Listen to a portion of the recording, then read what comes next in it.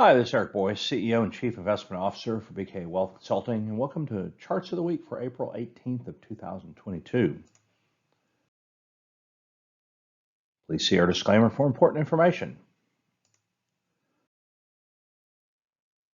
Well, as we get started this week, we want to look at producer prices. We'll have consumer prices a little bit later on. We got both data points last week. What you're looking at here is producer prices. On the left-hand side, numbers were ahead of expectations. We were looking for 10.6, which in and of itself is a pretty robust level.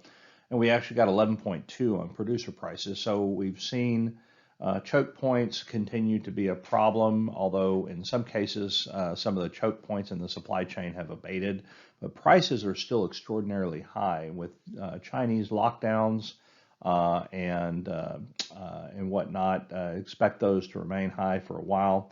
We've got the month over month in the lower left. That was also ahead of expectations. You can see that red bar there. And you can see actually, you know, the weight of really the last year on the data. You can see those heavy blue bars there, and you can see, you know, it ebbs and flows over time. This data series, it goes back to essentially 2010. You can see that, you know, we haven't witnessed the magnitude of the monthly increases that we have ever since the end of 2020, really. We could kind of see this coming as we entered 2021. Now, on the right-hand side, you have core producer prices. And again, ahead of expectation, that number actually came in at 9.2. So all in producer prices, 11.2. And if you back out food and energy, it was 9.2.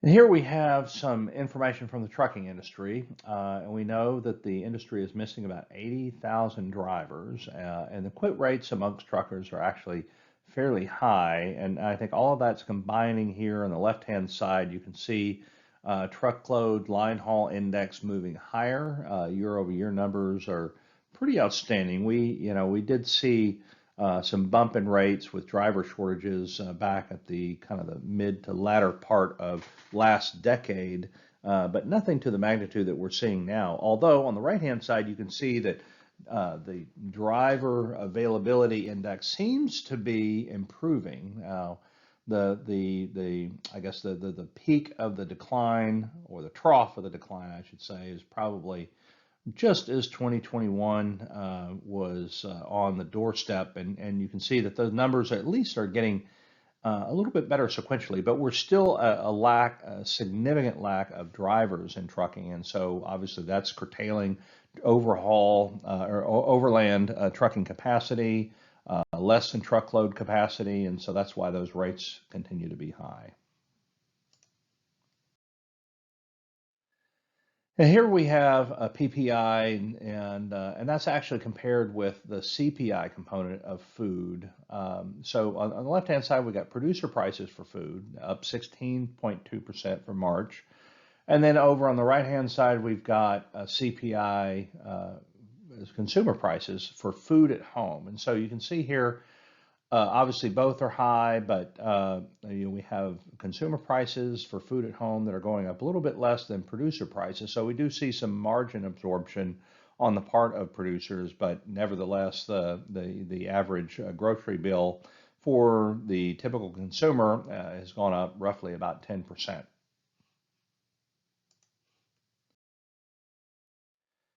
Now we'll follow along the consumer price thread here. So you just saw food prices compare with producer prices. And so now we're going to stay on consumer prices. So the all-in US CPI year over year, slightly ahead of expectations, about 8.5%. So again, a number that we haven't seen in a long, long time. Core inflation was about 6.5%. Again, you can see these charts, and directionally, the magnitude of the move really over the last year and a half, if you really kind of go back to the end of 2020. But you can see here, consumer prices well above the 2% Fed threshold. So with that latest data point, which is pretty much in line with expectation, the core number was slightly below the expectation. but still heavy enough with reinforcement from producer prices, I think, to give Fed a lot of cover to raise rates by a half percentage point in their May meeting. So here's a subcomponent of the CPI, really referring to those areas that have a fairly sticky component to them. So think about wages, think about rents, and this is kind of encompasses that. So this number here is about 7% right now. You can see the trajectory going back decades and decades, and where we were at the end of the 1970s and how the Fed jumped in, really provoked a recession because they had to get behind this because we were looking at mid double digit rates of inflation even in the sticky component. So obviously we've seen the upward trajectory in labor costs because supply of labor has gone down. We've seen some retirements. We still have quite a few unfilled positions, essentially about 1.8 jobs for every unemployed worker. You'd think that that would solve some of the problem, but it hasn't. Although we are seeing labor participation pick up. So maybe the wage component will soften up a little bit, but rents, which typically follow home sale price increases by about 12 months, are clearly going to stay higher. And I'm not suggesting on the wage side that those wages are going to actually come down precipitously. I do think wages are going to be, as they say, sticky. And so I think this index is going to stay elevated for a little while.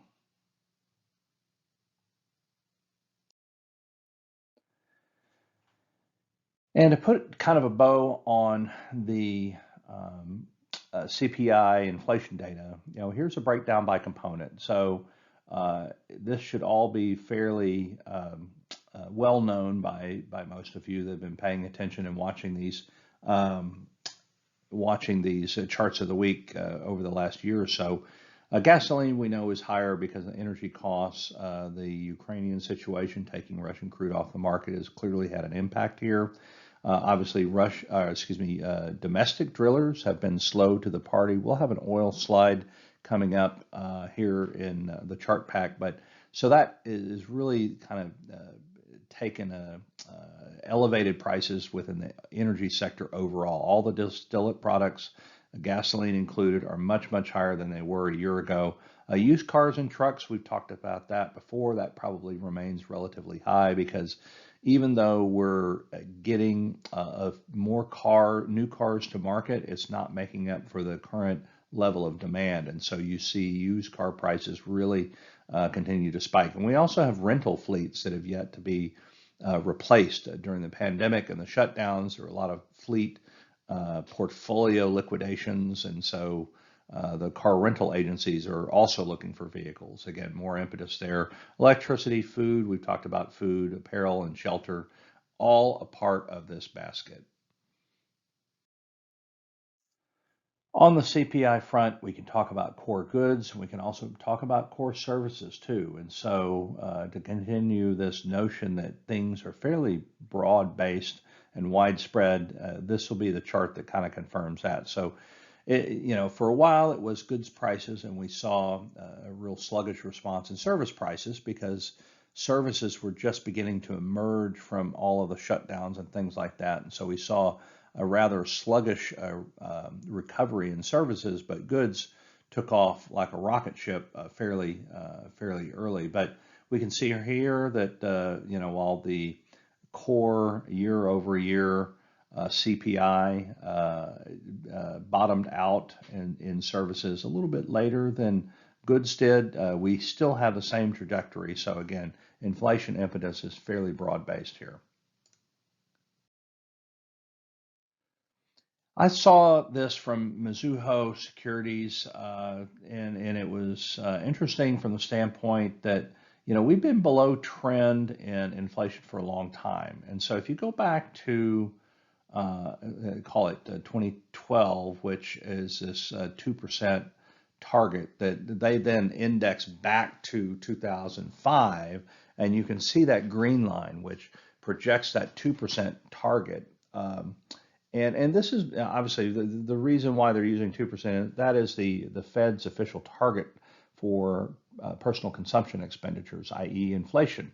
So we've been below that for a while, and you can see in that purple line there, that represents the actual observed consumer price index, so CPI inflation. So now, essentially what's happening here, we've had this surge in inflation, and we have just now gotten back to this longer term trend line. And I think this is important that people haven't really been discussing, is that we're making up a lot of lost ground on inflation back to that 2% target. And this is also important to mention too, because this is something that the Fed is thinking about and looking at. So when they talk about, inflation targeting, they're actually talking about inflation targeting over a period of time.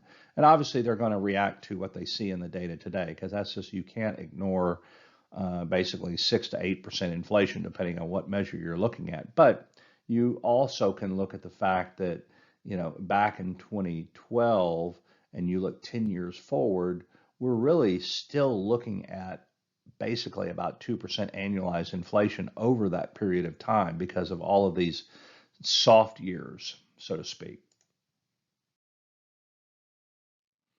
Here's a quick look at spending priorities. So when you think about consumer spending, again, about 65–70% of the economy, very important to the economy. And if you think about the U.S. GDP contribution to the world as being somewhere right now, maybe about 20 to 25%, it's clear that consumer spending in the U.S. is very important to not only the U.S. economy, but also the global economy. And we'll talk about that in a second. But here we've got changing influences because of inflation. So clearly people are cutting back on leisure and discretionary spending. We've been observing this for a period of months. And you see, eating out, impulse purchases, which would be consumer goods, and a lot of things that frankly you can buy on Amazon. Those things are coming down, so you're seeing less activity there. And concert sports, there's a lot of categories that make up kind of that discretionary spending level. But it's important to also note that, like when you talk about flights, so 20% of Americans are reducing spending on flights and travel, but yet at the same time, we do see some airports and particularly some airlines. We heard from United last week expecting all-time record high activity, and so you have to take this in context that these are relative numbers. This represents consumer sentiment, which is important. It's actually what consumers do that is even more important. But it is a foreshadowing that if we have continued high inflation that's not met with a response by the Fed, that you are going to see discretionary spending kind of slow up a little bit. And more CPI data. This is important because it's a forecast, and it's one forecast from Pantheon Macroeconomics. And I think this really encapsulates kind of this whole thought process about what's going to happen. So you've got the core CPI in those blue bars. Obviously, it has been high year over year. You can see the black line, and then the headline year over year is in that green line, the black being core. And so, this a vertical line that you see here through what looks to be the peak, again, there is speculation that this is peak inflation. The market's really trying to figure that out. We saw some positive equity performance for a while in bursts over the last week as this data was being released. The market is still really trying to find its footing and kind of understand, okay, is this peak inflation? Does it go down from here? Are we apt to see more negative surprises? We're in kind of a crossroads, so to speak. But this chart shows us, at least by Pantheon Macro's point of view, that we are at peak inflation, and we're going to see that gradual decline, but it's not going to get back down to where we necessarily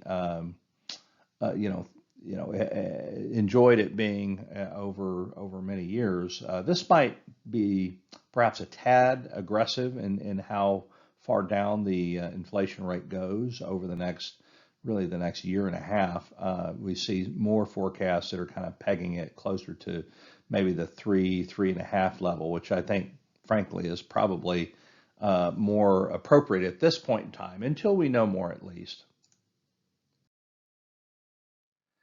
Now we're going to spend some time talking about small business. So this is the National Federation of Independent Business Small Business Optimism Index. So this is basically a summary of opinion for the small business owner as viewed through NFIB's research and surveys.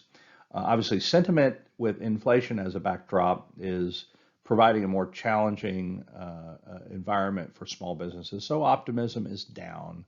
And in some respects, I tend to use these potentially as a contrarian indicator because you want to look at really when you get to the the trough of opinion and sentiment. Just when sentiment is just about its weakest point is probably when you should begin to get more optimistic. Frankly, not sure that we're necessarily at the trough yet, but clearly a lot of the inflation issues are weighing upon small business, and I think it's important to take stock of it. So when we talk about small businesses, here is in the blue line represents the percentage of small business owners that are planning to increase employment. That has been elevated because, during the emergence from the lockdowns, there's clearly a desire to want to hire and find people. I think there's a great deal of frustration at not necessarily being able to find the people they want. But when you overlay that against this eroding confidence, that the black or the gray line there represents the net percentage of small business owners expecting higher sales, and that's clearly moving into negative territory again in a fairly decent way. Again, sentiment's eroding. That doesn't necessarily mean that the world is going to end. It does mean that clearly the issues from the macroeconomic perception level are weighing on small business owners. It's kind of impacting their decision making. It's tempering perhaps their enthusiasm to want to expand staffs right now until we get more clarity on the trajectory of inflation declines and the trajectory of rate increases by the Fed, and also the kind of the basic trajectory of credit and credit availability, so on and so forth. Continuing on with small business, inflation clearly the most important problem. You can see here on that chart on the left. But it's also clear that small business, if you look at the chart on the right, they're getting prices. So we saw earlier this year, actually more so late last year, the confidence level and the expectation level on the part of small business was pretty high on their not only wanting to raise prices, but their ability to get prices. And you can see selling prices have really increased. Now, not necessarily good for the consumer here, but at least from a small business health perspective, it's good to see the inflation being passed through to some degree based on that confidence that we saw a few months ago. Why is all of this important? Well, I think, in the near and long term, it's important because small business represents the bulk of businesses in this country, and so they are important. Other than that, empirically, there is a statistical relationship, a reasonable correlation between the S&P 500 index on a 3-month annualized basis and the 3-month change in the NFIB index. And so I overlay this here again from Pantheon Macro. You can see the relationship is fairly strong, not a 1-for-1, but that's been trending down. So when you look at the S&P 500, we've had a trough, a correction, we've had a leg up. Now we're a little bit sluggish. We do see NFIB beginning or continuing to erode rather. And so the question is, does the S&P follow suit, or does the NFIB index begin to settle out? And I think proof is in the pudding. I've already mentioned that I think it's a fairly decent likelihood that we get a 0.5 percentage point increase here by the Fed in literally a matter of weeks. I think the market would view that as being positive. It would view it would view it as being as the Fed getting out in front of inflation. Of course, you have a school of thought that says if you raise too much too soon, that you get a hard landing and then you get a recession. Now, I think the Fed is very careful. They want to engineer a soft landing. I think that was certainly evident in the decision they made to only raise rates by a quarter percentage point last month. But I think, as it ties back to this chart, if you do get some optimism around the ability for the Fed to engineer a soft landing, then I do think small business optimism begins to turn around. And I think you obviously see the relationship, positive relationship between the S&P and the NFIB index continue. And if you get the leg up in the NFIB, I think it would seem to reason that you're going to get stocks moving in tandem with that. I just wanted to take a quick look, ran across some research here. This is FDIC data, and so it tells us basically the health of banks. And the last time, I'm going to kind of not talk about the very all too brief recession that we had in 2020. That was such an awkward time. It was an engineered recession. It wasn't really driven by market forces. So let's kind of move past that. And just go back to the global financial crisis, which was frankly the last recession that we had of any major substance. And so obviously credit quality was a bigger concern. The health of banks was a much bigger concern. And that lack of confidence and the crisis of confidence, frankly, was a real anchor on the ability for the economy and consumers and really, and business expansion to happen. Now, the takeaway here is that you've got non-current loan ratios that are relatively benign. You've got reserve coverage ratios that are, frankly, even higher than they were before the global financial crisis. So, banking system is in pretty good shape, so it gives me a lot of comfort as there is some risk perhaps of slower economic growth, but you don't want that to, foreshadow some type of weakness in the financial system. Now banks, in that environment won't do as well, but at least from this standpoint, what you're looking at here, the banks are in good capital position to absorb that slower growth. Here's the oil chart that I mentioned to you, and this may give you a little bit of cause for optimism. So this is from Longview Economics and Macrobond, which Longview does a lot of work in the energy sector. They pay attention to a lot of detail here in looking at the response on the part of domestic drillers and also the international framework to help supply more oil. Which, in their case, in those two circles there, they're projecting deficits out into early 2023, and that seems fairly consistent with the common knowledge. I think, with Russian crude being taken off the market, I think those deficits were extended out, and I do think that in the absence of Russian crude, we would have seen a bigger impact from the supply response sooner.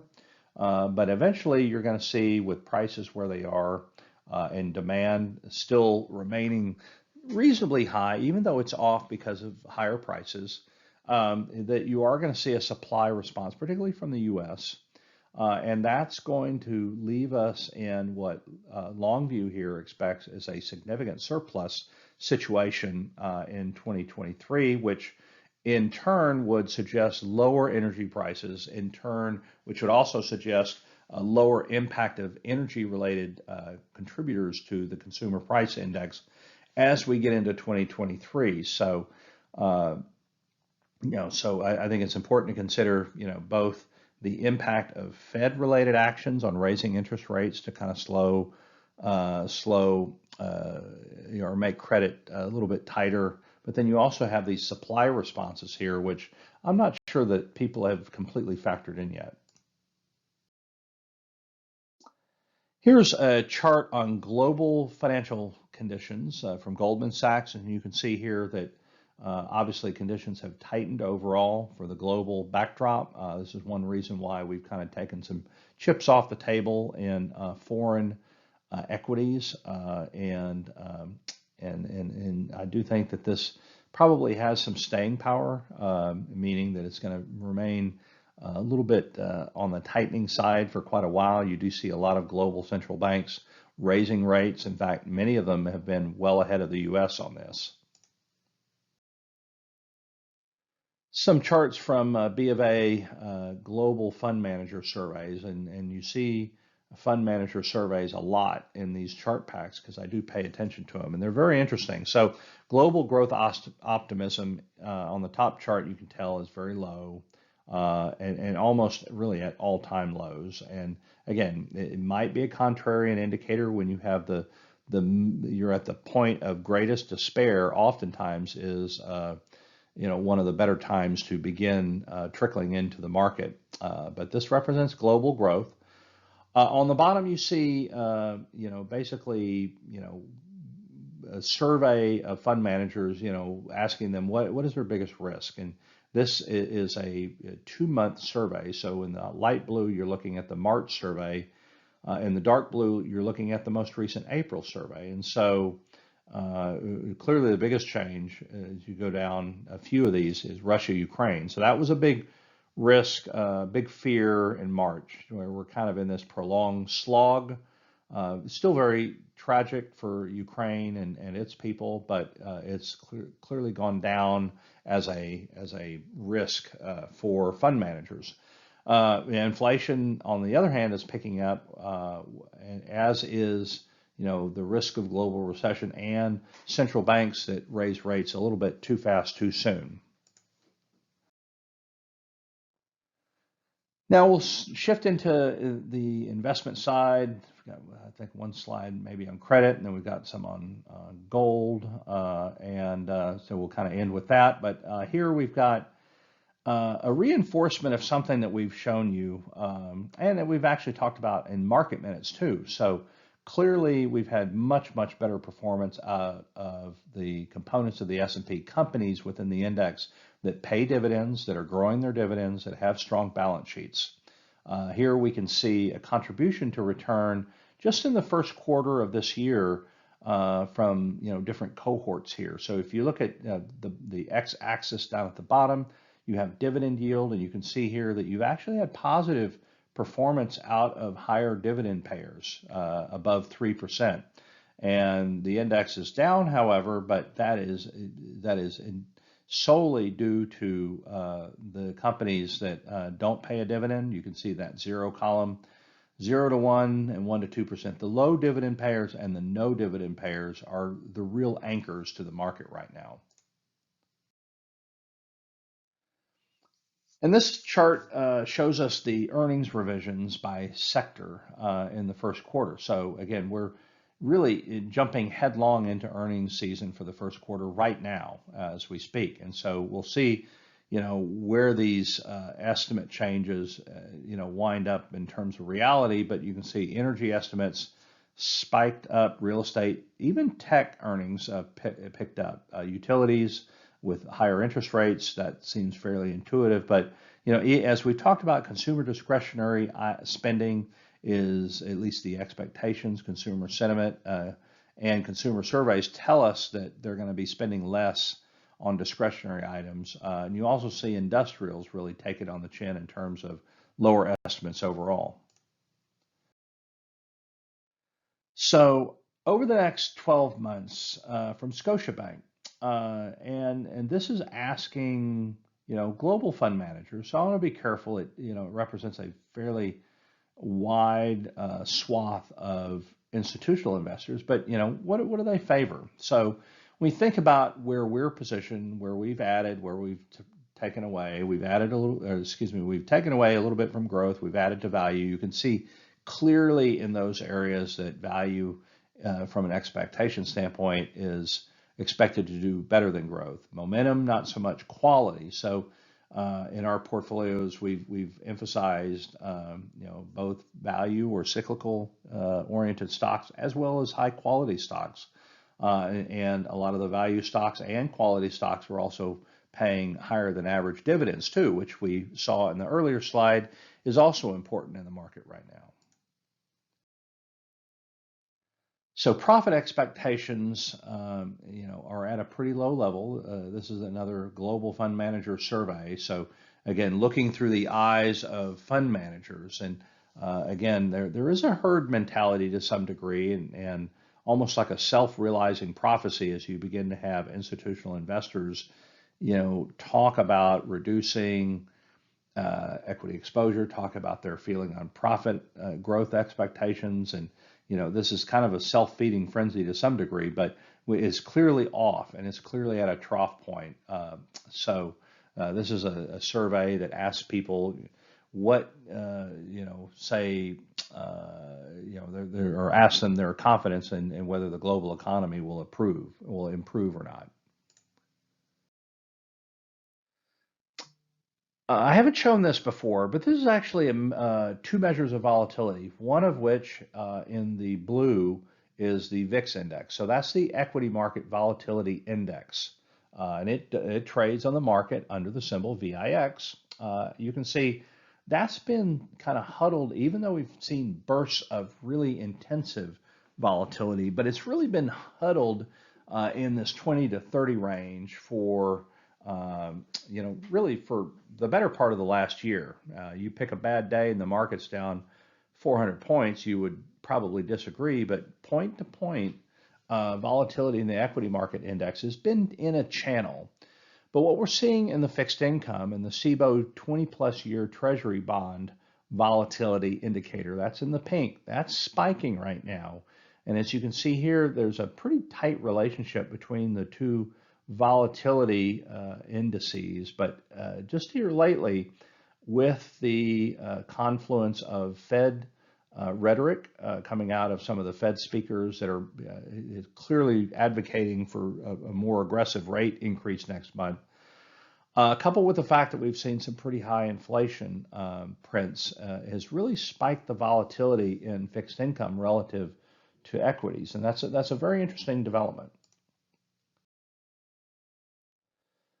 As we look here, this represents a spread. We've been talking about the spread between short and long-term treasuries, and much has been made lately over the risk of recession that's born out of what we call an inverted yield curve.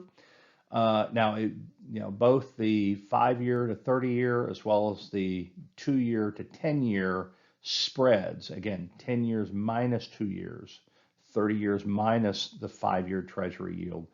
Both of those did go negative briefly, but with the expectations of future rate increases and I do think some supply and demand issues as well at work, that we have seen that both of these are back into a more normalized area from that inversion point.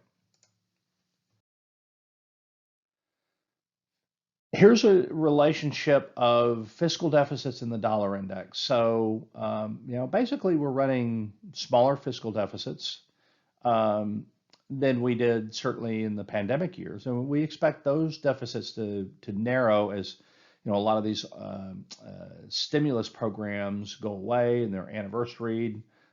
We certainly expect lower spending overall. The Build Back Better bill is basically dead on arrival. We might get some pieces of it.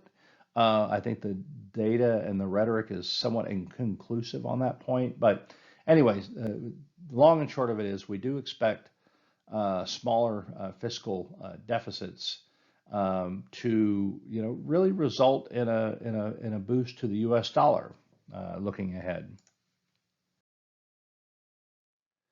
So if you look at it from a different perspective, though, and there's always two sides of the story, so we just saw fiscal deficits, but if we kind of take away fiscal deficit and just isolate the first rate hike, after the first rate hike, which is kind of represented at that point, that little gray line that's in the middle of this chart, everything to the right of it represents, kind of go forward rates, and you can see the average. It's not unanimous here, but the average is for a little bit of dollar weakness after the first rate hike. So that would seem to belie the fact that lower fiscal deficits might help support the dollar, this here would tend to suggest that the dollar is going to be a little bit weaker. So, it doesn't necessarily drive us one way or the other, but it says that, probably the most base case scenario for the dollar is that it kind of remains in a holding pattern here.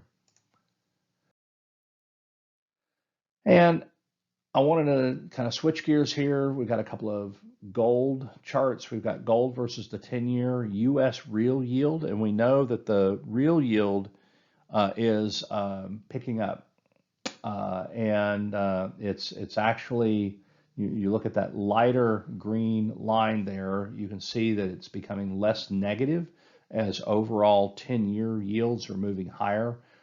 Even though inflation's pretty high, at least the 10-year is moving higher, and so that's creating an improving situation for TIPS yields.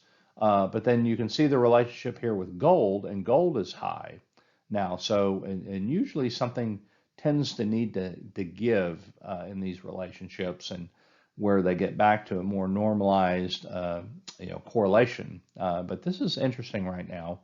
And obviously inflation, gold is viewed as a hedge, and we've seen some reasonable price performance out of gold lately.